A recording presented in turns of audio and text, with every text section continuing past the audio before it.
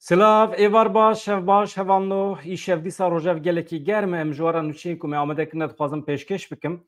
Pêşî dixwazim bizgîniyekî bidim we wekîlê me yê Agriyê yê Dem Partiyê Rêzdar Sirri Sakik roja yekşemiyê saet di 19 de mîvanê kanala me ye. Eger hûn amade bin wê şevê em dikarin ser gelek mijara jê pirsan bipirsin hem pêvajoyê hem Rojavayê Kurdistanê hem mesela Yeşil heta wê demê belki rayedarên dewleta Tirkiye bersivî dabine ji ber ku îro niha nûçeyekî di derbarê vê mijarê de heye ew Yeşil hebû tetikkeşê cinayetên faîlî wan nediyar ku di heqetin di dîroka dewleta Tirkiye salên nodî de di dîroka Bakurê Kurdistanê de bû sebebê gelekî êşan Yeşil Mahmud Yıldırım bi navekî din bixwe Kurd e li cem dewleta Tirkiye cih girt tetikkeşî kir serkeşî kir 17,000 cinayet pêkatin dibin navê cinayetên faîlî wan nediyar de lê em tev dizanin jalî kê ve hatin kirin. Yeşil yek ji wan karakteran e bi qasî ku tê gotin sax e telefonê rojnamevanekî tir kiriye sözcü Sirri Sakik îro li meclîsê pirsî ka em binêrin nûçe çi ye lê hevanno em wekîlê xwe bi tenê nehêlin roja yekşemiyê vê yekşemiyê bawer dikim çardê me heye saet di 19 de li gorî saeta Ewropayê saet di 21 de li gorî saeta Kurdistanê em wekîlê xwe bi tenê nahêlin hûn jî pirsê xwe bipirsin bi peyaman em bernameyekî kûr û dûr çêbikin berfireh çêbikin dewlemend çêbikin. Ev yek hevanno eger hûn amade bin em hema bi germî dest pê bikin nûçeya Yeşil ya ku Sirri Sakik tîne ziman li meclîsê wekîlê me Agriyê ez ê dawiyê de ji were pêşkeş bikim. Me hem cî bidin Duran Kalkan vê êvarê axifiye di derbarê pêvajoyê de ka çi dibêje Duran Kalkan ji ber ku nûçe nû ye di ajansa de hêcî negirtiye di kanalekî televizyonê de axifiye germa germî em ji were pêşkeş dikin lê ez bawer dikim sibê ez ê berfirehiya axaftinên Duran Kalkan weke nûçe ji were ragihînim em dikarin şîrovê jî bikin ji ber ku tiştê ku Duran Kalkan dibêje ji nîqaşê re vekiriye her çend ew bibêje ku gotinê me ji nîqaşê re nevekirîne herkes mecbûr e li gorî pêvajoyê tev bigere her çend wisa bibêje jî tabii em dizanin ku ev rêvebirên tevgera azadiyê alîgirên demokrasiyê ne li gel azadiya fikr û ramanin û herkes dikare fikrê xwe eşkere bike wan aliyê de jî em dibêjin qey tecrüba wan jî heye ji ber vê yekê pêvajoya ku hatiye destpêkirin ji aliyê dewleta Tirkiye û Partiya Karkerên Kurdistanê ve eger li gor menfaetên Kurdan be wê pêşkeve eger ne li gor menfaetê Kurdan be ew ê têk biçe yani ew qas zelal û net e ji ber ku ev tevgera ku 5 salin tê dikoşe yani ev tevgera azadiyê ya ku biye sebebê gelek êş draman çîrokên êşê û bi hezaran însanan canê xwe tê de wenda kiriye û mağduriyetên pir ecayîb hene ev divê bi serfirazî be encam bibe serkeftin nebe jî serfirazî divê hebe serfirazî hevanno bê ku merû rezîl û rûsva bibe merûv bigêje hedefa xwe yani serkeftin hinek cuda ye wê rojê me nîqaş kiribû bu ara lê dîsa jî em cih bidin vê ka em binêrin Duran Kalkan çi dibêje yek ji vê pêvajoyê veger tunê dibêje Rêzdar Duran Kalkan ez hema bînim ser ekranê wê nivîsê jî gelekî giring e em hewsal ser ekranê bihêlin baş e yek hevanno dibêje ji vê pêvajoyê veger tune ye yên li dijî vê pêvajoyê derbikevin ew ê têk biçin elbet xîtabê rayedarên dewleta Tirkiye dike rêveberên dewleta Tirkiye dike ji ber ku ê xirabiyê dikin ji vê pêvajoyê re ew in Ömer Çelik e Hakan Fidan e ew Yaşar Güler e wezîrê wanê parastinê çi ye ew xirabiyê dikin ew gef û tehdît dikin mesela rapora MHP ya îro ew jî cûreyekî xirabkirina vê pêvajoyê ye ez bawer dikim tişta ku mirov dikare rexne bike hevanno ji ber ku bernameyên ku rêveberên weke Rêzdar Duran Kalkan tê de daxifin ji ber ku ne zindiye ji vîdeoyê tê belkî doh kişan dibe belkî 2 roj 3 roj berê kişan dibe em nizanin weke bersiveke rapora MHP xuya nake ji ber ku di rapora MHP'de pir bawekî vekirî tê gotin qanûnên me hene hazirin insanên ku militanên ku tevlî suça nebûne dikarin werin em dikarin em dewleta Tirkiye amade wana efû bike. Em zanin tevgera azadiyê efû mefû naxwaze. Rêzdar Besêwozat pir vekirî beyan kiriye. Beyan bike neke mesele ne ew e tüm militanekî Kurd, tüm ferdekî milletê Kurd ne sûcdar e ne li benda efûyekê ji aliyê dewleta sûcdar ya dewleta Tirkiye be. Tiştekî wisa tune ye. Milletê Kurd tu car zarar nedaye dewleta Tirkiye. Zarar nedaye. Derdê milletê Kurd ku zarar bide tune ye. Hatiye înkarkirin milletê Kurd e. Mağdur milletê Kurd e. Ji ber vê yekê dawa milletê Kurd dawek maftar e, heq e, cesereta xwe jî, hêz û quweta xwe jî ji maftariya xwe digire milletê Kurd. Lewma ye efû, mefû, qanûn, manûnên ku bikaribin rehmê nîşan bidin, weke lütuf nîşan bidin, milletê Kurd vana red dike. Ew yek hevano. Duran Kalkan dibêje ji vê pêvajiyê veger tune ye. Tabii da beşekî haftina xwe de CHP jî rex nekir ka çima wekîl nedaye komisyonê, komisyona ew heyeta komisyonê ku çûbû İmralî Hevdîtin pêkanî bû, çima nedaye lê pir bi tundî rexne nake. Yani deriyê Kurdan li CHP bi temamî nagire. Hê jî derî vekiriye, hê jî şansekî de CHP ji bo ku bikaribe vegere cem Kurda. Plan û projeyên ji bo çareseriya doza Kurd amade bike CHP. Ji ber ku CHP hê jî weke partiya herî mezin a Tirkiye tê dîtin. CHP partiya avaker ya Tirkiye ji ber vê yekê mühim e. Yani mirov bi tamamen piştexane de CHP baş dibe. Çünkü tu piştexa bidî CHP weke milletê Kurd fayda AKP tê de çê dibe. Ew AKP ya ku ew qas zirar daye milletê Kurd îcab nake ez bijmîrim. Dîsa rêz bikim çi gotiye. Fayda AKP tê de derdikeve pêş. Ji bo ku fayda AKP û MHP çê nebe di mesela dengê Kurda de dibe bi şiklekî mirov bi CHP re li hev bike. Çare çi dibe bila bibe. Yani em nikarin bêjin CHP ji AKP baştir e, AKP ji CHP baştir e. Ji bo me ne wisa ye? Ji bo me dewlet muxatab e hevalna. Çapemeniya dewleta Tirkiye rex nekir Duran Kalkan. Mesela yek ji wan derketibû gotibû 14,000 PKK'yê hene li Almanyê. Dibe tiştekî wisa tiştê spekülatîf ku bikaribin zirar bidin pêvajoyê, tiştê wisa ku bikaribin serê millet hev li hev bikin, wana dibe mirov cî nede. Baş e ji aliyek ve ji ber ku rayedarên dewleta Tirkiye çapemeniya Kurdan rex nedikin, baş e rêveberên tevgera Kurd jî bila çapemeniya dewleta Tirkiye zimanê wan rex nebike, ji bo mirov bikaribe hinek li hev bike li ser hin xalan.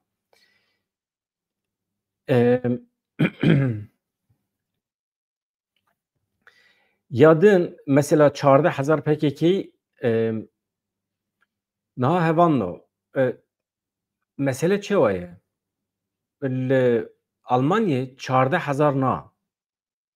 Yani eğer devleta Tirkiye hemî Kurdan yan jî welatparêzan wekî endamê PKK bibîne û dewl wan veke ji xwe dew vedike jî ji aliyek ve rast dibêjin 14,000 na em bibêjin 2 milyon. 2 milyon Kurdên welatparêz hene li Almanyê. Ez dikarim jara bêjim. Erê. 2 milyon hene ne li Almanyê? Tamam bêjin milyonek. Hadi nîvî. Ji bo xatirê cîranên me ê Tirk em nîvî bavêjin. Milyonekî Kurdên welatparêz hene alîgirên Partiya Karkerên Kurdistanê ne. Wana PKK'yî ne. Baş e? PKK'yî bûn ne sûç e? PKK'yî bûn alîgiriya azadiya milletê Kurd e. Partiya Karkerên Kurdistanê 5 salan çûl deriyê milletê Kurd xist. Non û ava wan, herê wan, xizmeta wan, zarokê wan, her tiştê wan xwest dew kir ji bo berdêla çi da? Azadî, serxwebûn, Kurdistan, statû, hebûna we. Ji ber vê yekê milletê Kurd jî erê kir. Ji ber vê yekê tevgera azadiyê bilind bû mezin bû. Ma PKK ji hewa ve bi zembilê nehatiye. PKK ji nava Kurdan bilind bû. Ji birayê we, ji xwişka we, ji zarê me, ji ewladên me, ji internasyonalîstan pêk nayekî PKK. Ji ber vê yekê li Almanya 14,000 PKK'yî hene. دوران کالکان دبیجه دره اما از بیجم 14,000 نا میلیونک پکیکی هنه دوی مروف سربلند به هوان نو مروف سربلند به پکیکی بونی جی به کردبون آخوا جی ریخستنه کی سوچ نکی ریخستنه کی سوچ بیه هوان نو لوانه لسرحد او قصب گنده ترکمنان هنه گنده ترکان هنه ده شهر هری گرم ده دما شهر هری گرم ده جی وانه زرار بدیتا یک روزه کی میلیتان کردان ناوتنه سر گنده کی ترکان تو انسانه کی لترکیه جبر ترکبون آخوا نبیه هدفا پککی نبیه هدفا گریلا تشتکی وسا تو نیه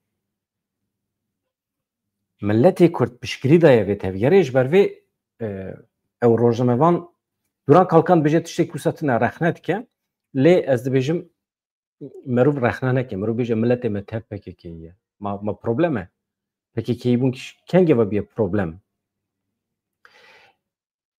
ادی وگرا استراتژی بریتونه استراتژی بری چیه استراتژی بری باسا شرعی چک دارید که یعنی جوروپه و ادی ملت کرد تفگرین سیاسی کرد برین عسکری و نگیجن هدف آخه ادی ریو ریبازه کدم پیدا بکن دویجه مخاطب متن باسا زحمتیان دکن باسا حساسیتین خود دکن لبلی دوی زانبن زحمتی مجی هنه حساسیتین مجی هنه امجی خودی ارکن کو بکاربن ملت خو اقناب yani ev tişteki başı mesela brojan em dibe ya o kadar hassasiyet em hane emet çdibe yani em nikarim berse bidin xalki ya hakikaten per telefon jmaraten evando ya yani bersim nadın telefona bersim nadın persa ve derim mecbur diminin em bibin muhatap evan persan deng meng baş evando deng dimen her tişt eğer baş bez bidominim tamam İjar دوی چارچوبه مروف مجبور حساسیت ملت خال برچاوان بگیرن. دبیجه وکیدن مجید خواست اموارن استانبول تبلیغ کنفرانس دم پارتی ببن یاد درباره آشتیه ده چاره سریه ده مجید خواست ام فکرین خواب بیان بکن و ریه کی پرسپکتیوه کی بدن وی پیواجوی بدن آشتیه دنابرا ملتان ده آشتی چوا بکته لحواتن چوا چید و مجید خواست ام فکری خواه ببیجم وکه شخص چی وکه تفگرجی لی امکان چه نبو لی ددمین پیشمده خویای آماده نه وکی دن کسی که ده فکرین که وگر هیا خیالان دبینن نه ممکنه دوی نه ممکنه حقیقتا مفهم نکر نه وگر جوی پیواجوی وقتی که دبیجه نه ممکنه یعنی بحث کردان دی که یا بحث عالی ترکی دی که از پر مرخ دکم امی سبی نوچه که برفره چه بکنش برکو نه وقتی که او ببیجن آرمان جامعه ترکیه به تروره و همو اندام رخصنا ترور مجبور ورن و داره تسلیم ببن عفیه بخوازن پشمانی خواه بیان بکن مثلا وقتی که پشمانی فرض بکن امپوزه بکن لسر کردان ریوبرین کردان از قد فرقین آخر نبرا تفگیر کرد پککی و کردان جبر که هوانو این اندام پککی ننجی دما باسا کرد و کردستان اتکن دبن سوجدار اوجی دبی به شکلی که بکیمن چارچوبه وان قانونا مثلا نه پککی بونه کی مثلا بوینا فردکی کرده یعنی کرد بونه او پروبلمه یعنی جی مرو به دعوکار دوزا کرد او بسری خواه پروبلمه نه کسی که ده فکرین که وگر هیه جوی پیواجوی دبی خیالان دبینن نممکنه اوی تک بچن یه لدیجی پیواجوی درد کهون مثلا گوتنی پر گراند بیجه یه لدیجی پیواجوی درد کهون محقق منفعتی وانته ده هیه عالی بس عالی ترک تکش برکو جمع کرده منفعتا چه هبه یعنی انسانی که ببیجن دوی پیواجوی ده امتین خاپاندن پر انسان دبیجن نوا کردان ده دبیجن ام هنک بالدار بون ام نینه خاپاندن ام نچن خانه بیجن بر بخت دولت ترکیه بخت رومی تونه یا به هزاران ستران مدد بیجن بخت رومی تونه جبروی انسان ما dikarin bikevin şikuşupe pir normal hevan. Tu kesekî lüksewî tu ne bawerî be Erdoğan û Devlet Bahçeli bîne. Tu kesekî nikare zorê li milletê Kurd bike ku bawerî bi Bahçeli û Devlet û Tayyip Erdoğan bîne. Tiştekî wisa tune ye. Ev her du jî destê wan di xwîna Kurdan de ye. Ji ber vê yekê dibe merov hinek baldar be, temam pêvajoyekî heye, merov hinek xwedî li zimanê xwe derdikeve, lê em nikarin wana weke referans, weke aştîxwaz nîşan bidin. Tiştekî wisa tune devê xwe vedikin ev her du însan Tirkiyeya bê teror. Hele Tayyip Erdoğan û mirovên xwe devê xwe vedikin Tirkiyeya bê teror. Ya qet hurmeta we tune ji vî milletê re. Yani çawa dikarin bigêjin wê navê tamam navê Tirkiye bê teror bikarbînin û em jî dengê xwe nekin. Em red dikin yani. Em red dikin. Tirkiye bê teror nine navê pêvajoyê. Navê pêvajoyê poşmaniya dewleta Tirkiye. Dewleta Tirkiye divê poşmaniya xwe beyan bike ji ber siyaseta xwe ya 100 sal berê. Yani a 100 salan. Dewleta Tirkiye wextê poşmaniya xwe beyan neke, ji Kurdan efû nexwaze. Ez pêra çawa bikevim dîlanê? Ez çawa pêra bikevim nava pêvajoyekî? Ew ê bibêje heta niha min çi kiriye, min rast kiriye, min rind kiriye û ez ê bidomînim. Ji ber vê şik û şûpa gelek derdorên Kurdan hene. Çünkü dewleta Tirkiye gemasiyê xwe, xetayê xwe, sûçê xwe qebûl nekiriye. Esas problem di wê derê de ye. Wekî din Duran Kalkan dibêje yên li dijî pêvajoyê derdikevin muheqeq menfaetê wan heye di nava meselê de divê ew werin lêkolînkirin ka kî ne ajanê kîjan derdoran e muheqeq ajanê hin derdoran e. Mesela merû dikare ajanê ku derê be? Merû dikare ajanê ku derê be? Ez mereq dikim heqeten. Wekî din hevan mesela ya gotina xwe bibêjim paşê derbasê meseleyekî din bibim. Niha Mêrkana ez wextê di Mêrkana yanî jinkana jî dewleta Tirkiye wextê nexwazim bi me re bijîn. Ma bi zorê em xwe bi wan vekin. Ya heqeten aniha çawa ku dixwazim bibêjin tiştek ku li ser me ferz dikin em bibin pîneyê çokê pantalonê wan. Em bibin pîneyekî. Ya em naxwazim bibin pîne. Em esasın esas. Em naxwazim bibin pîneyê pantalonê kesekî. û pêlmeke û çok de û pêlmeke em naxwazim. Em esasın milletekî qedemê Rojda navînin. Em bi xwe serbilindin. Em xwedî rûmetin. Gurûra me heye. Yani kesek nikare teslim bûnê ferz bike li ser me. Em poze bike. Em gune ne. Yani mîna milletê Efrînê ya. Milletê Efrîn jî wisa bû ya. Milletê mîvanperwer in, milletê gev ne. Bi pez û heywanan re eleqedar dibe. Zeviyan da jû erdê wan heye. Esilzade ne. Ji ber vê yekê em nayên ew ê. Em ne ji wan însanan e ku zû bi zû serî bitewîrin. Hele milletê Serhedê. Tu car, tu dewletekî nikare serê serhediyan bide te wan. Nemümkün e. Botan jî wisa ye. Nemümkün e ya. Herin Serhedê. Hûn cerdevan nikarin bibînin. Hûn xortekî serhedî nikarin bibînin ku serî te wan diye ji dewleta Tirkiye re. İşkence, ji ber işkence. Kîjan Kurd dikare ji ber işkence bibêje ez tabiê te me. Tiştek wisa tune ye. Ancak de encama perwerdeyê de hevan de encama asimilasyonê de bê hemdê mirovan merû dikeve xew merû dikeve xew dî yani bê hemdê mirovan merû wextê derman bixwe bikeve xew merûv dikare her tişt dikare were serê mirovan. Ev jî navî bêbextî ye. Dewleta Tirkiye bêbextî dikare serê me bide tewandin. Ew jî ne destê me daye.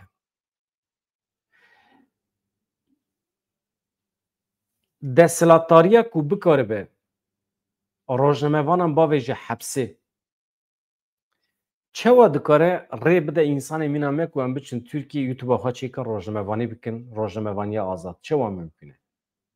Merdan Yanardağ rêveberê Telebîrê di hepsê daye. تلویزیون اوی کو بکده کی پر مزن آواکر و از بخش شاهدم جد دسپیکا تلبیری و از شاهدم دبینم یعنی بکیجان کدو امگی آواکر حد دست سر کرن مثلا همی کده ویاوتن چپه جامعه آویتن حبسه نه یک جروجموان دموکرات ترکیه انور ay severe yani ez pir bi kêfxweşî lê godar dikim heqeten carekî ji mîvanê xwe re gotibû bar dikim ew jî mîna me cî wî di televîzyonan de pir tune ye ji ber ku ew jî hinekî zimandirêj e ancak di YouTube'a xwe de xwe îfade dike û bala pir însanan dikişîne ser xwe êwî çi dibêje ji bo min li Tirkiye pîvana însanbûnê pîvana medeniyetê pîvana demokratîkbûnê çi ye bi kîjan çavî tu li mesela Kurdinê re vaya gotina Enver Ayseverê ji bo ku ez însanekî nas bikim bipîvêm profesör dibe şivan dibe gavan dibe mamoste dibe ferq nake keko yan jî canikê tu bi kîjan çavî li Kurdan dinêrî li doza Kurd dinêrî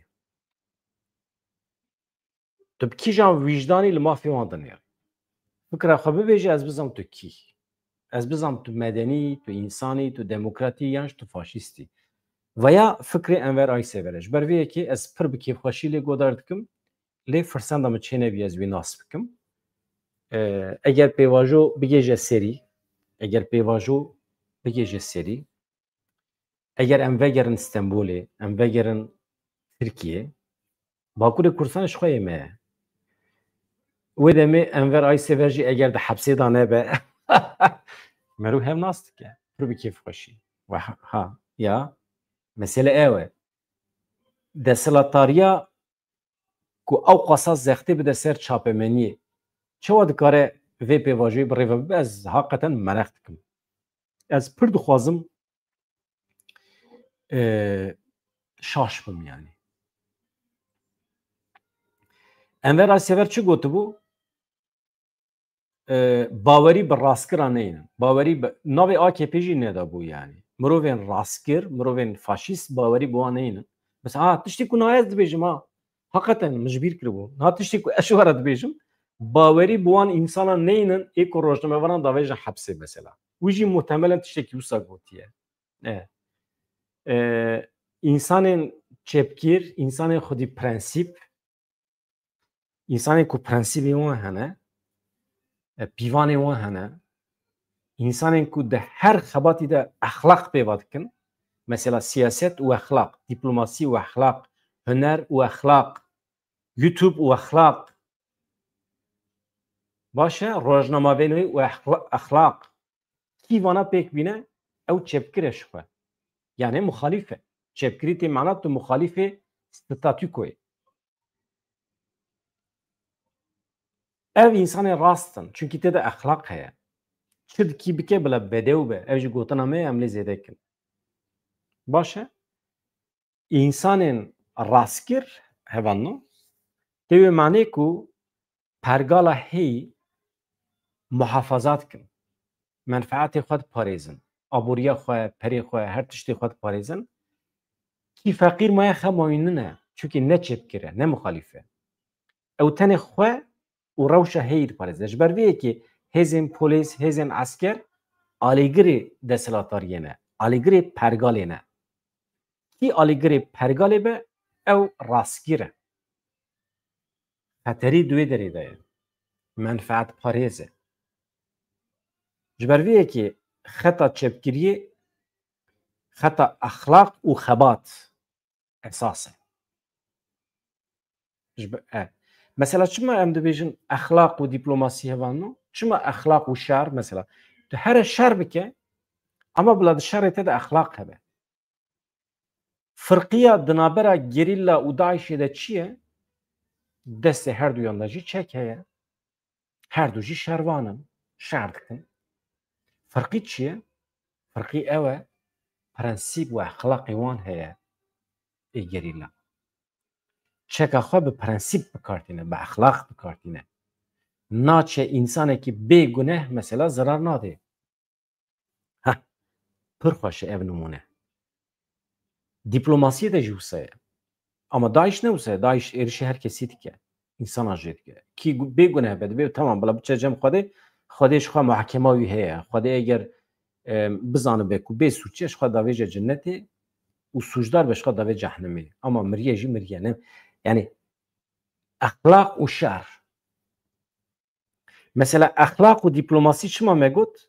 Diplomat hene insanê wekî Hakan Fîdan diçin di qeda navnetîwî de diplomasî dikin. Piranî ji bo şer derbixin diçin diplomasî dikin.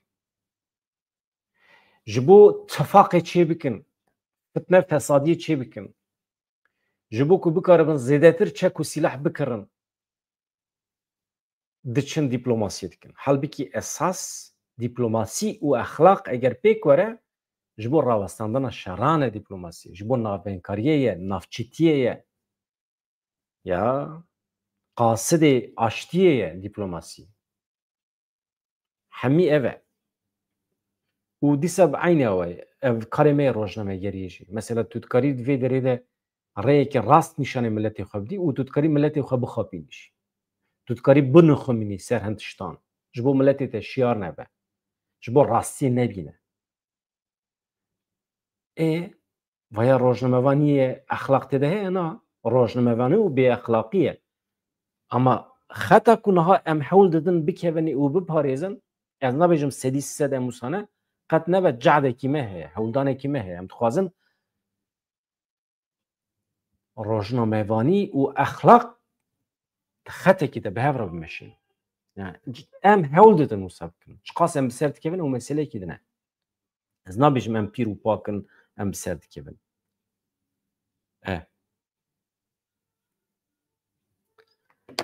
Mala wê ava. Peyamên xweş tên. Hevanno, niha em bi evê bidomînin şandeya İmraliyê ya Dem Partî wê biçe serdana Baxçelî û Babacan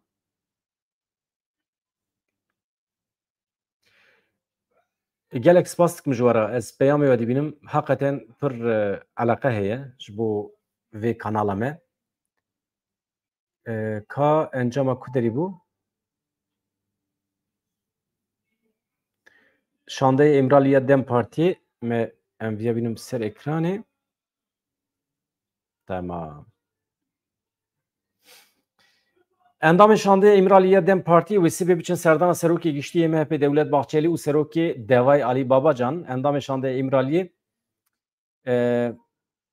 wekî din ew temam ew biçin vê derê. Ew ê çi bikin? Ew ê silavên Öcalan ji wan re bibin.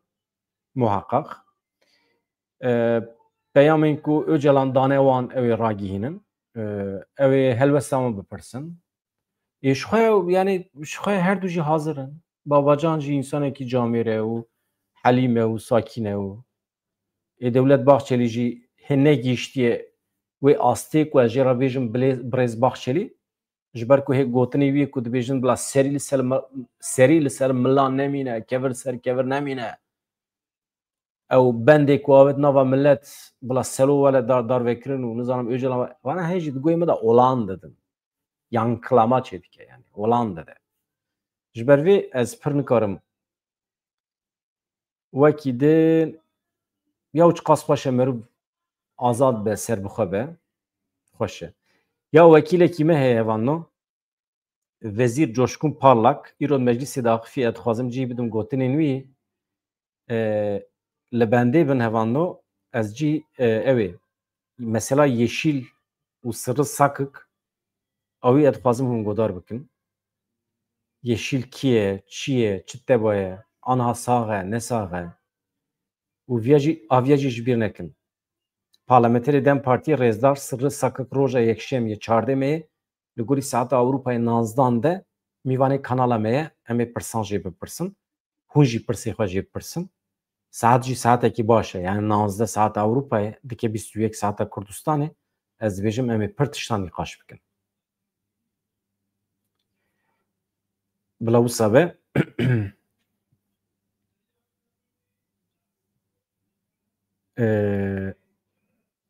tamam.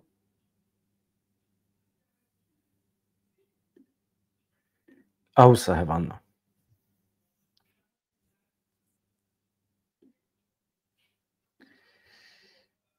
Vekili Dem Partiye Vezir Coşkun Got Türkiye pişkiriye de NATO'ya ku lêçûnên ji bo parastinê zêde bike, fidan jî ji bo vê yekê di nava hewldanan de ye, dixwaze welatan îqna bike ku parastinê bütçeya ji bo parastinê zêdetir bikin. Parlak dibêje ez lêçûnên parastinê yên endamên din ên NATOyê jî rewa nabînim, meşru nabînim, ne rast e. Lêbelê Almanya dahata serê nefere ya Almanya $50,000 e. Yani salê her insanekî $50,000 qezenç dike li Almanyayê. Wextê lêçûna wan mesrefê wan ji bo eskeriyê hebe normal e. Li xwe vegere li xwe binêre. Her insanekî te dikare $50,000 qezenç bike salê. Na, dawa çi dikî? Tu bi qasî Almanya dikarî ew qas pere û bütçe bixî xizmeta çek û sîleh. Te wextê xistî ev dibe dizî. Tê menê ku tu nanê li ber milletê xwe digirî dixî xizmeta çek. Tu wan çek û sîleha digirî li hemberkî şer dikî. Xêr e. Dipirse parlak. Li Tirkiye jî divê $10,000 e.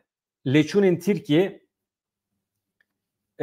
wê heman bandorê li gel neke, yani ne weke Almanyayê wê Tirkiye encamê pir girantir bijî.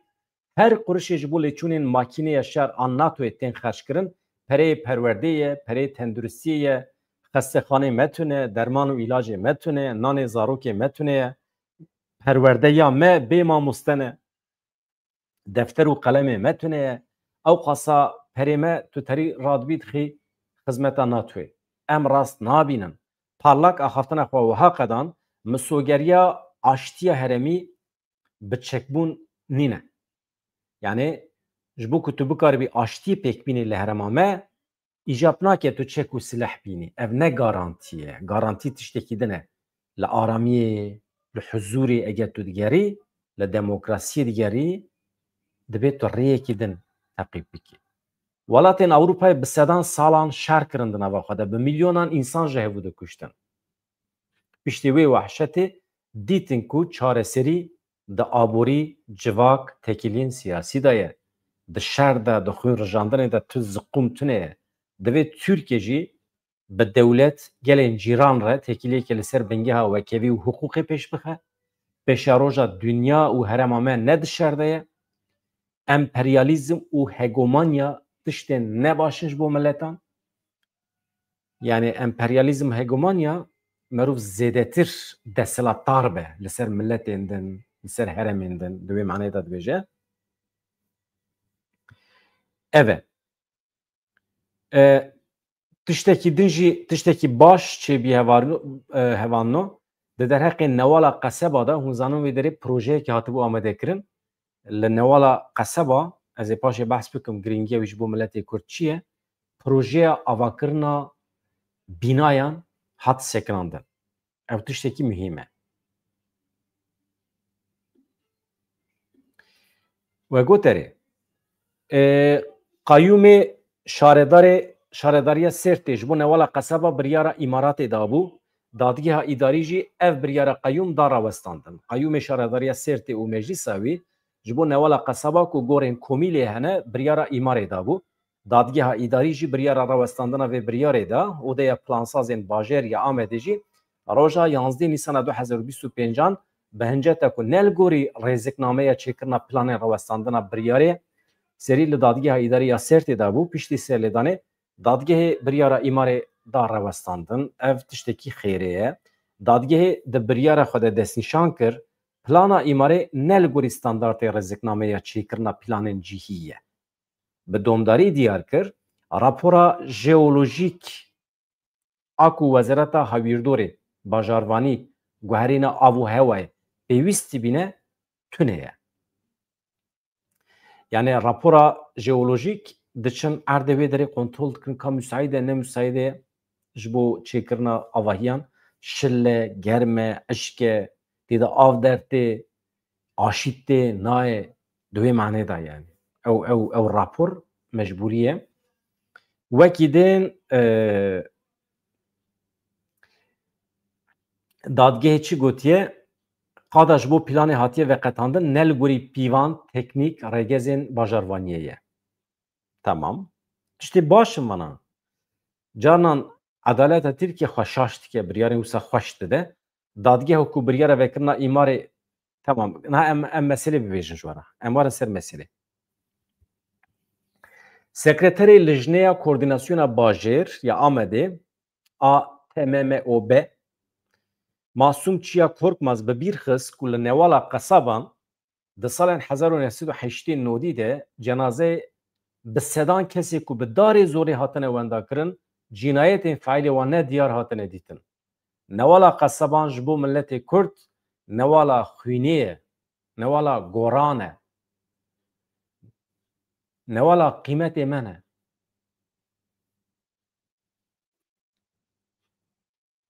Ya însanên me ê hatin revandin, me behsa yeşîl kiribû niha têm ser wê meselê jî. Gelekî wan di newala qeseba de hatine binahkirin bi tevî kincî wan. Avêtine newalê. Ev e dewleta Tirkiye. Dewleta Tirkiye poşman biye ji vê wehşeta xwe. Heta poşman nebe ez çawa pêra bimeşim? Pêra nemeşim çi wenda dikim. Aniha her wexta ku em wenda dikin hevando ji bo fayda dewleta Tirkiye. Ew qezenç dikin her wexta ku em wenda dikin. Ji ber ku asîmîlasyon awsa dimeşe. Di nava malbatê me de Kurdî nemaye. Kurdî nemaye. Ev camêr Masum Çiya Korkmaz dibêje di dudiyê Nîsana 1980 nihan de goristanekê komî hatiye dîtin di wê derê de. Di vekolîna ewil de piştî çend saetan gora 8 kesan hate derxistin. Korkmaz wekî din dibêje ji bo cenazeyê kesên bi darê zorê hatine wendakirin revandin, xebatekê ji pisporên serbixwe pêk dihat dihate payîn lêbelê di eynî rojê de bi biryara welîtiya Sêrtê vekolîn hat rawestandin. Ji wê rojê ve ye tu xebat tune ye. Nasnameya cenazeyê 8 kesan û sedemê mirina wan nehate ronîkirin. Xebata îmarê ne li gorî hukuk û vicdana civakiyê gotibûn. Welhasil yani însanên welatperêz serî li mehkemê dane, mehkeme jî qebûl kiriye gotiye temam. Bila li wê derê îmar mîmar çê nebe li ser cenazeyê me li ser gor jî ne ya newalekî însanê me davêjin wê derê. Eger şaş nebim fermandarê me mezin Mahsûn Korkmaz eger şaş nebim cenazî wî jî avêtim wê derê. Dibe ku şaş bim jî. Sırrı Sakık ki çima Yeşil diparêze. Ki çima Mahmut Yıldırım diparêze pirsî îro li meclisê.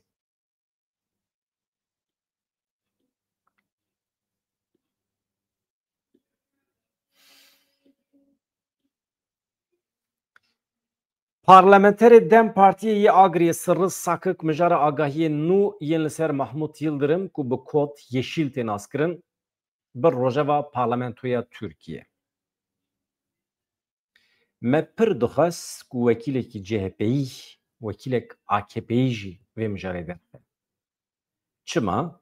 Çünkü ev mijar di rojnameyekî Türkiye'de hat eşkerekirin Saygı Öztürk di maqaleya xwe qunciknivîsa xwe de cîh daye hin agahiyan şahediya hin tiştan dike çima tiştên di derbarê komkujiyên li Kurdistanê de çima tenê wekîlê me derdixin pêş ma ew qas 500 însan 409 însanên din ne însanin ka demokrasî ka vicdan ka vefadarî ka soz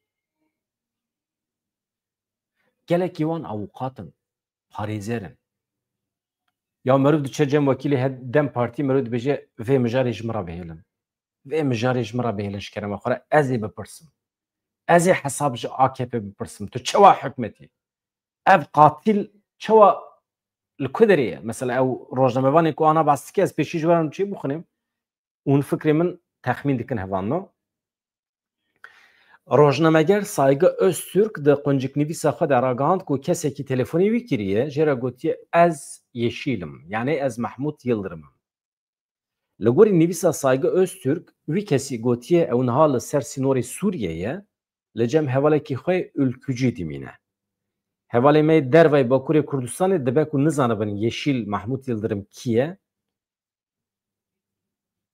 لی هوالی می باکوری کردستان تهف دزانن نفش نو نزانم زانن ازانم گلکی زاروک گنش لما تماشید کن ادخوازم زانبن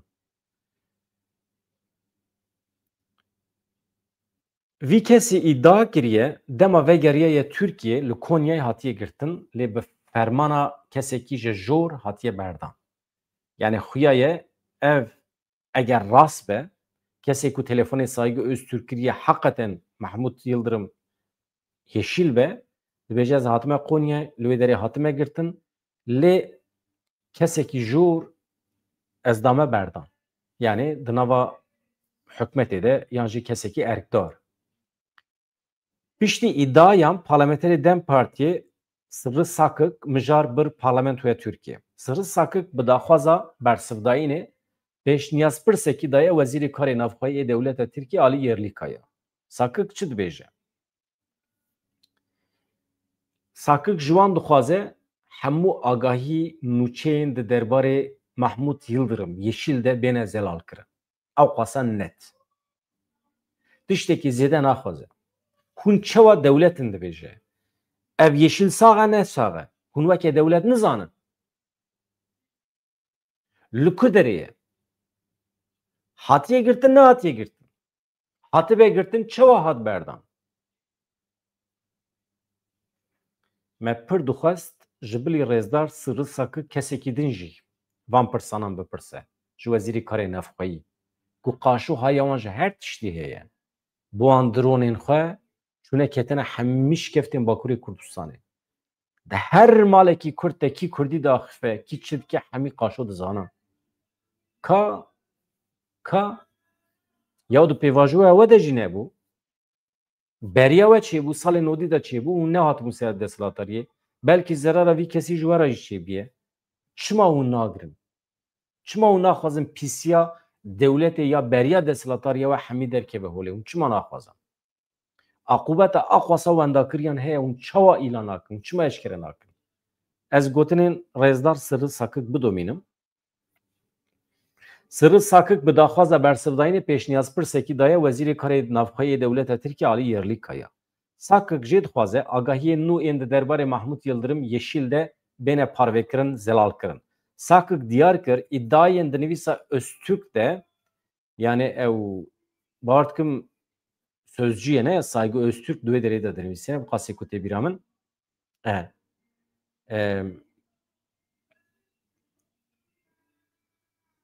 Sakık diyar kir îddiayên di nivîsa Saygı Öztürk de gelekî xeter eger rast di nivîsa îro ya nivîskarê sözcüyê Saygı Öztürk de hate îdia kirin ku jerê bi koda Yeşil Mahmud Yıldırım saxe li heyatê ye ji aliyê hin pêkhateyên nava dewletê ve tê parastin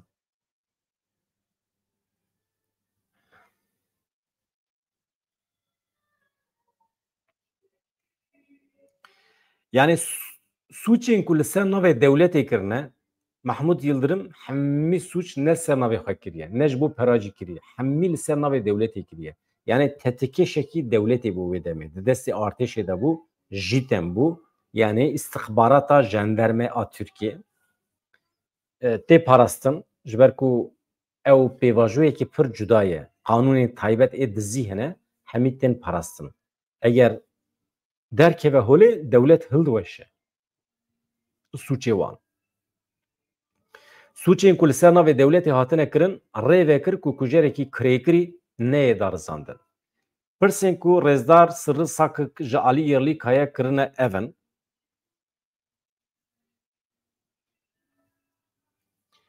yek kesekî ku di salên nodî de hemabêje di hemû kuştinên kiryar ne diyar de navî wî derbas dibe çima piştî ew qas salan nehatiye girtin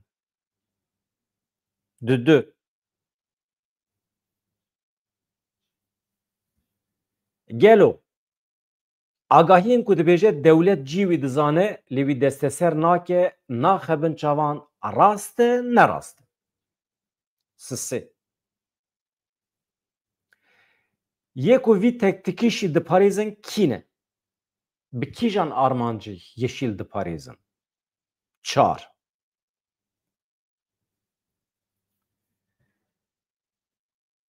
گلو هایا وزارت کار نافخوایی دولت ترکیه هایا وجی هیا که تتکش به کد یشیل کیجان آگاهیان دزانه هایا وجی چه هیا او دنوا کیجان طور سوش دهیه کیجان سوش بیکانینه هایا وجی هیا تونه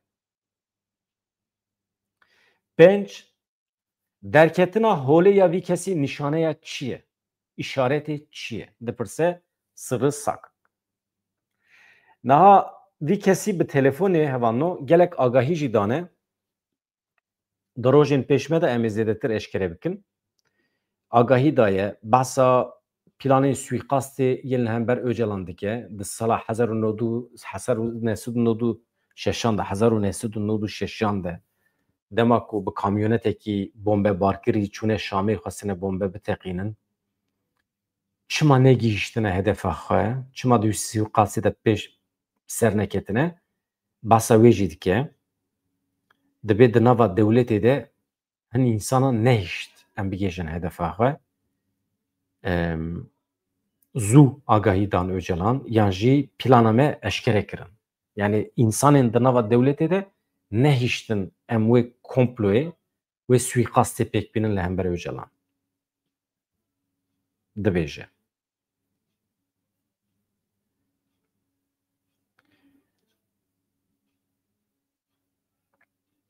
tiştekî balkêş qewmiye divê navirê de ez me behsa sirri sak kir hevanno em ji bîr nekin ez dîsa reklam bikim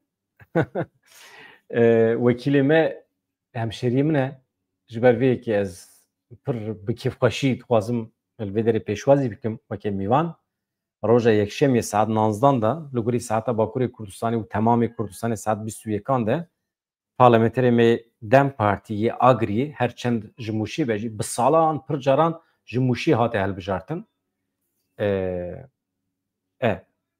niha jî ji Agriyê zemanekî şaredarê Agriyê bû niha jî wekîlê Agriyê ye ka em jê bipirsin bi heyecan em li benda wekîlê xwe ne baş e ew qas reklam ez dibêjim qey bes e hevanno ez nûçeyekê din jî di derbarê cuhiyan da pêşkêşî we bikim ev cihuyên me ên li Şamê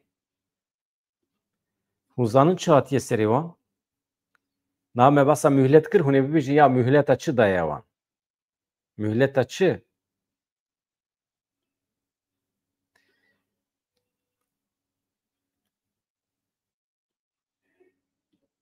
mühlet daye rêxistineke cihuyan ji bo çi tiştekî xirab nine binêrin niha Rêveberiya Demkî ya Şamê hewl dide îmaja xwe teze bike ji cihuyan re xweş tevgere ye bi wan re xweş tevgere hikûmeta Sûriyê mühlet daye yekemîn rêxistina cihuyan ji bo çi li ser vegerandina milkê cihuyên Sûriyê bixebite yani ji rêxistina cihuyan re dibêje mal û milkê cihuyan yê beriya niha hatin desteserkirin here lêkolîn bike ka mal û milkê cihuyan li ku derê ne bînin em teslîmê wan bikin û ev perestgehên cihuyan hene em wana ji nû ve vekin temîr bikin nûjen bikin veya hereketekî nû ya hikûmeta Demkî ya Şamê ye dixwaze xwe bixe çavê Amerîkayê çavê Ewropayê dixwaze hinekî xwe makiyaj bike lê ew êrişî wan ê ser duzî û elewiyan wê çawabe tirsa İsraîlê hevanna Wezîra Karûbarên Civakî ya Sûriyê Hind Qebwate ragihand ku di Sûriye nû de cudahî di navbera ol mezheb û netewên de tune ye cihuyên Sûriye niha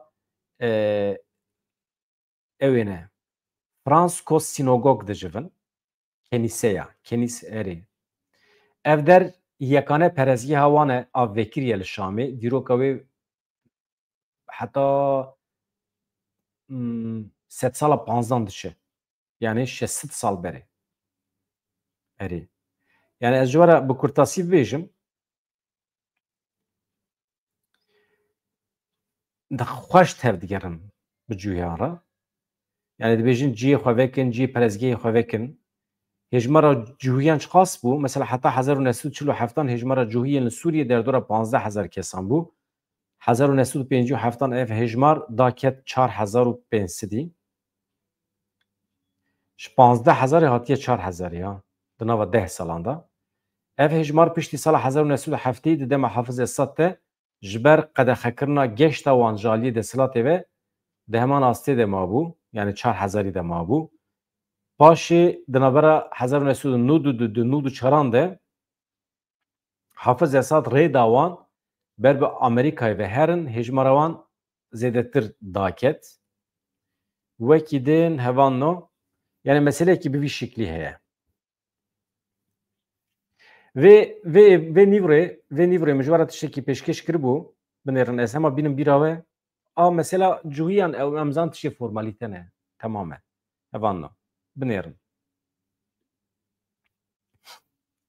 tiştek ku ez aciz kirim MHP rapora xwe pêşkêş kir vê nîvrê min ji wara pêşkêş kiribû ez hinekî çend xalên nû ji wara dubare bikim MHP rapora xwe ya 120 rûpelî ya di derbarê pêvajoya nû ya çareseriya pirsgirêka Kurdan de pêşkêşî seroketiya parlamentoya Tirkiyeyê kir. Alîkarê serokê giştiyê MHP berpirsyarê karûbarên hukûqê Fethi Yıldız çûbû îmraliyê weke endamê komîsyonê di derbarê raporê de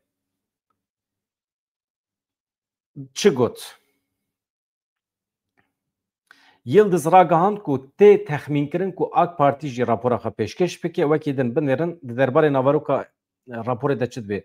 Rapora me ji 120 rûpelan pêk tê bêtir nirxandinên siyasî hene di dawiyê de jî gavên hukûqî hene. Gavên hukûqî girêdayî şertanin ew jî bi fesihkirina tam ya rêxistinê, radestkirina çekan, tespîtkirin û îlankirina vê yekê ji aliyê hêzên ewlehiyê ve yani MİT û artêşa Tirk divê biçin Qandîlê tespît bikin ku PKK xwe fesih kiriye bi temamî çekan daye têrê nake. MİT artêşa Tirk ew ê biçin Rojavayê Kurdistanê bibînin ku PYD, YPJ, YPG, QSD hemî çekî xeberdane xwe fesih kirine temam e têr nake. Ew ê biçin Rojhilatê Kurdistanê jî pejak her tişt rêxistinê wê derê çi heye çi tune çekî xwedanînê xwe fesih kirine yan na. Wê demê têr nake. Ew ê werin Ewropayê hemî sazî û komelê me, televizyonên me, dernegên me çi heye çi tune hemî xwe fesih kirine ew ê tespît bikin. MİT, İT, artêş ew ê tespît bikin. Tiştekî wisa biye nebiye. Wextê ku wisa biye dîsa têrê nake.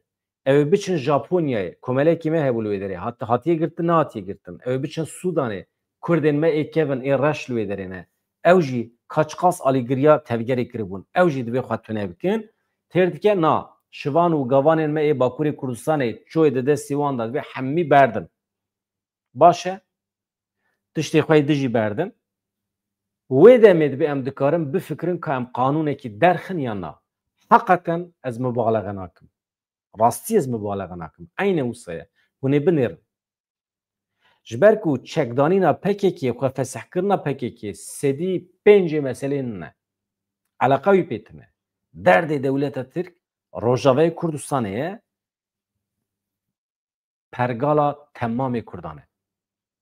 Hûn ê bibêjin teşima basa Başûrê Kurdistanê nekir hevanno. Eger hemî tiştî ku hatiye kirin çê bibe binêre Başûrê Kurdistanê paşê tevlî dikin. Kengê. Ew şivan û gavan çoy xwe berdaniya çek û sîleh hemî hatin berdaniya li her derê. Qanûn derdixe li gorî wî qanûnê herkes hat Tirkiye îşê Başûrê Kurdistanê 24 saet ji bo dewleta Tirkiye. 24 saeta da Başûrê Kurdistanê temam dike. Baş e? Êdî Kurdistan meftûn falan o wî çîrokê wê dubare bikin. Lê tiştekî heye Kurd tu cara rê nadin vê yekê. Min ji wara destpêka bernamê de got Kurdên îro ne Kurdên sed sal berê ne. Kurdên îro Kurdên zanan e. Ne girêdayê eşîretan e. Bi serê xwe tevdigerin. Bi mantıqa xwe, bi mêjiyê xwe rasyonel tevdigerin. Pêvajo, pêvajoya ragihandinê ye, înternet e, çapemeniye ye, medya civakî ye. Îro em tiştekî dibêjin li vê derê di eynî saniyê de hevanno li Kanadayê, Avustralyayê, Japonyayê, li Colemêrgê, Kazakistanê. Afrika'ya li Sudan'ı, ez pırvasa Sudan'ı dikim ne? Çünkü Kurdeme lüve deri hene, hemil me temaşe dikim. Kurdini zanın li temaşe dikim. Na hayam he, hayam he, Sudan'ı tekiliyam he. Kurdin İsrail'i. Hemmi de aynı keliyede, aynı saniyede me temaşe dikim. Emjera dibêjin sinerji. Başa? Kuvvetek çedibe, hezek netewî çedibe. Heza netewî wextê ku got na, naye. Got ereye. Ew qas vekiriye. Ji ber vê yekê bawerî bixwe hebin. Milletê Kurd, milletê 100 sal berê ne. Yani ev Fetih Yıldız dibêje çi? Gavên hukukî girêdayî şertan e. Ew jî bi fesehkirina tam ya rêxistinê, radestkirina çekan, tespîtkirin û îlankirina vê yekê ji aliyê hêzên ewlehiyê ve.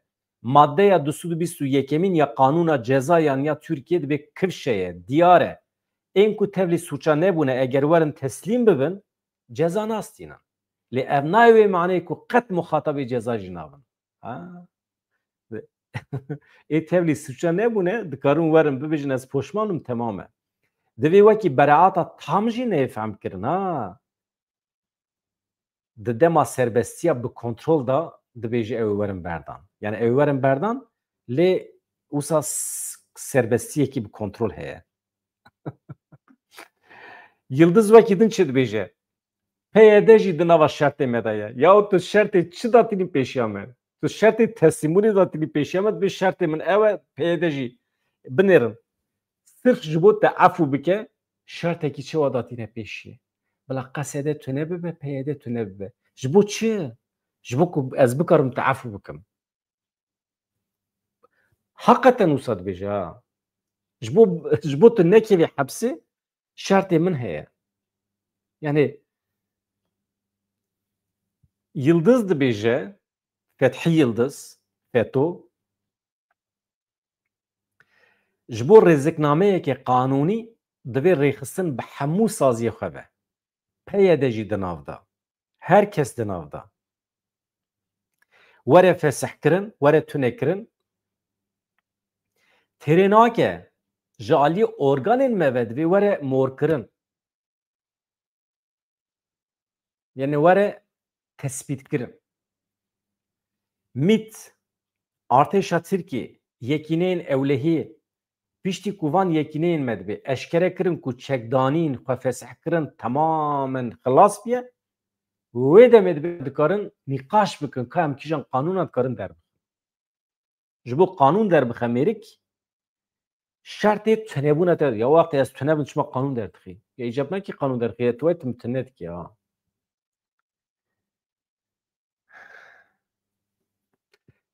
Wekî din Fethiyê me çi dibêje? Em jê re bêjin Rêzdar Fethî.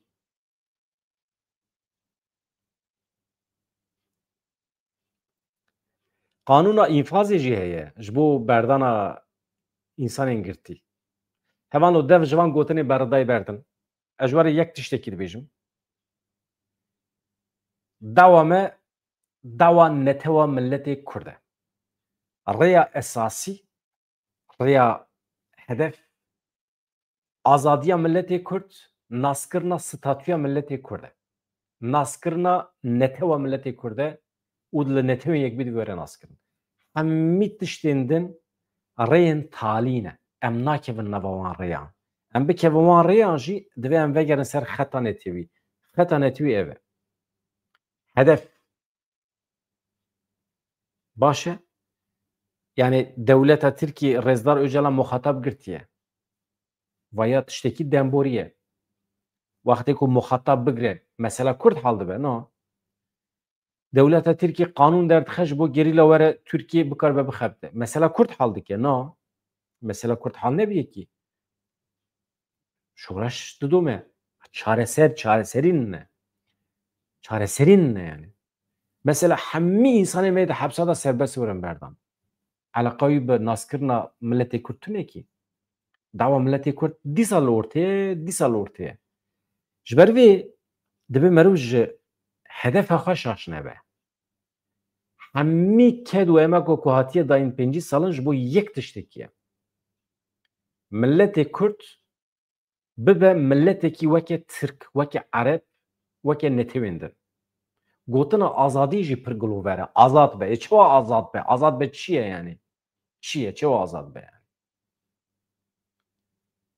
ملتê Kurd em êdî azadiyê daynin holê hevanno di coğrafya xwe de serwer be hakimê coğrafya xwe be yani kontrola Kurdistanê divê destê Kurdan de be asayiş ewlekarî polîs û askerê Kurda aydê wan be mecbûriye nebe nabe li Sûriyê hikûmeta demkî çima karî êrişê Elewiyan û Durziyan bike çima nekarî êrişê Kurdan bike çima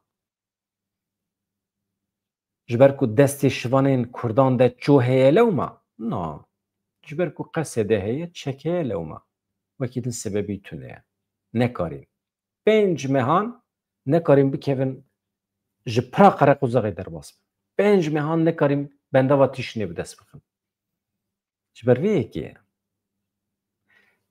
tedbîr ji dest bernedin hevanno ez wekê kesekî antimîlîtarîst dibêjim tedbîr ji dest naye berdan ew qas net û zelal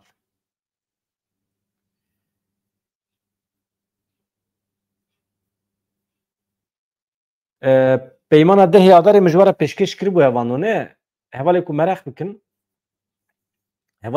bikin min weke heşt xalên peymana dehê adarê min vê nîvroyê ji we re pêşkêş kiriye di dawiya bernamê de ye dibe ku ez sibê du sibê wana kim bikim weke bernameyekê taybet pêşkêş bikim maqsed em bizanibin ev dehê adarê çi ye kî radibe dehê adarê pêk bînin ha pêk bînin temam pêk bînin em çiva pêk bînin destê me de ne ki heşt xalin heft xal girêdayê hikûmetê ye na xala heştan tiştekî dine dibe komîsyonekî were sazkirin ji bo kontrola van ewa kawn zorê li min dikin ez hema zû zû ji we re bixwînim evanno binêrim ez zû zû bixwînim derbas bim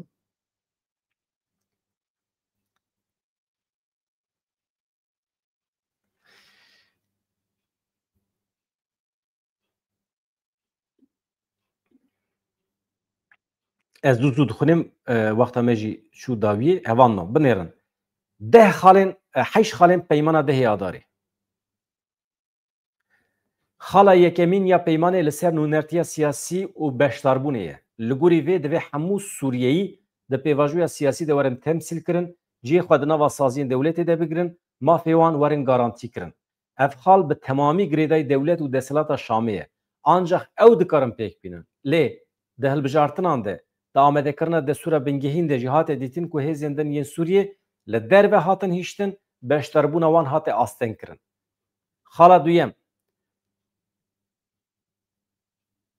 mafê Kurdan nas bikin divê mijarê de jî desthilata Şamê heta niha tu gavekî navetiye tu mafekî Kurdan nehatiye naskirin ew jî çû xala sêyemîn li ser tevahiya erdê Sûriyê pêkanîna agirbestê ye hêzên hikûmeta veguhêz qet li gorî vê xalê tev negeriyane heta niha komên çekdar yên desthilata Şamê li dijî Swêdayê li dijî herêmên Bakur Rojhilatê Sûriyê li dijî peravan êrişên bê navber pêkanî ew jî çû xala çar di derbarê entegrasyonê de ye li gorî vê xalê divê hemû saziyên eskerî û sivîl tevlî rêveberiya dewletê bibin di derbarê vê xalê de qesedê rêveberiya Bakur Rojhilatê Sûriyê gelek caran daxuyanî dane giringiya vê mijarê şêweyê pêkanîna wê nirxandine qesedê ji bo tevlîbûna nava artêşê lîsteyekî navê pêncî kesan amadehe kiriye pêşkêşî wan kiriye destnîşan kirin ku ew ji entegrasyona demokratîk re amade ne lê belê çi bû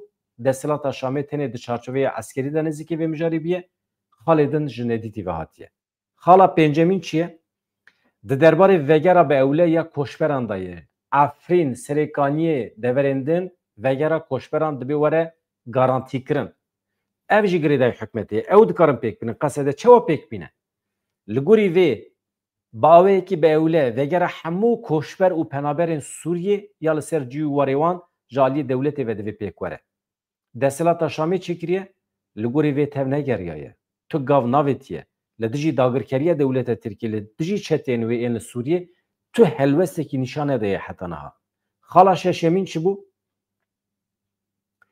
Tekoşîna li dijî terorê ye hevano. Di vê mijarê de heta niha tu gavekî berbiçav nehatiye avêtin. Tam berovajî çeteyên rêxistinên weke Daişî hê jî di nava artêşa hikûmeta Demkî ya Şamê de cihî digirin. Xala heftemîn çi ye? Redkirina cihêkarî û perçebûnê. Desthilata Şamê ji roja destpêkê ve siyaseta perçekirina Sûriyê, cudakirina gel û pêkhateyên Sûriyê meşandiye, taxên Şêx Mehsûd Eşrefiyê yên Helebê dorpêç kiriye, rêyên di navbera Heleb Reqa Dêrezorê de girtiye, dîsa gotinên kîn û nefretê di nava milletên Sûriyê de bi cih kiriye derxistiye pêş. Yani dîsa jî ew jî girêdayî wan e. Xala heştemîn çi ye? Ew jî eleqayî bi Qesedê tune ye. Avakirina komîteyekî rêveberiya hevpar e. Ev komîte jî pêkanîna xalên vê peymanê heta dawiyê ew bişopîne, ew bîne cih, kontrol bike yani. Mesele ev e. Hevano ez gelek spas dikim ji we re. Mala we ava ez pir rica dikim ji we me bi tenê nehêlin, bibin abone. Ev katıl butonî jî heye. Yani endametî. Eger hûn bikaribin pêk bînin pir baş dibe hûn her hebin mala we ava. Parlamenterê Dem Partiyê sirri sakı proje yekşemiyê sibê ne du sibê ne sê sibê. Saet 19 da mîvanê me mala we ava em bernameyekî xweş em ê çê bikin. Xatirê we silav rêz hevan.